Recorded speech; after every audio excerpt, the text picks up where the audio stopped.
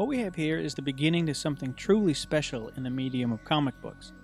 For the first time ever, we're being treated to a comic book adaptation of the classic Star Trek episode, City on the Edge of Forever, but not the version that we all know and love from that venerable classic series.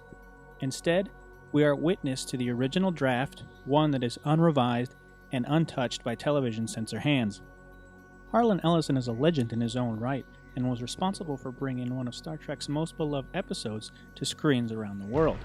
So being able to read his original, less television-friendly script is a complete joy. IDW should be commended for taking a huge leap with their Star Trek license to bring out a limited series of this nature when they could easily have shoveled out anything.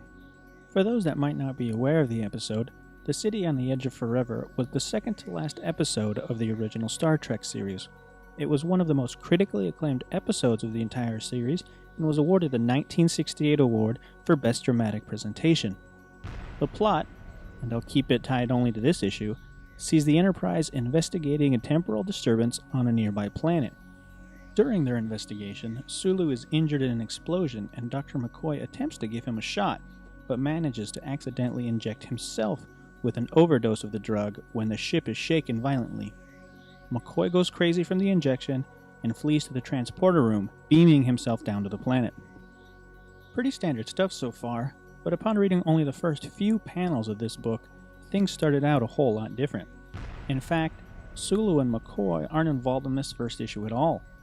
Sulu has been replaced with a random lieutenant that has a drug fixation and is dogged into disabling the ship so that his dealer can search the surface for things to steal and sell on the black market. It's a much darker take than what we saw on television, with the drug addiction angle being the strong motivator. Back when Star Trek was on the air, episodes of any kind focusing on drug abuse without a happy ending were completely out of the question. So, instead of McCoy beaming down, our bad guy is now found out and manages to escape in much the same fashion as on the show. From here, things feel fairly similar, with the dialogue of the crew and the Guardians now being much deeper and more fleshed out. Being as the IDW team worked closely with Ellison, this adaptation of his original script is beyond wonderful. Adapting any work is a Herculean task when it comes to television or film properties, but IDW has gone to great lengths to make this work. The art as well is outstanding, with its use of colors giving an almost painting-like feel.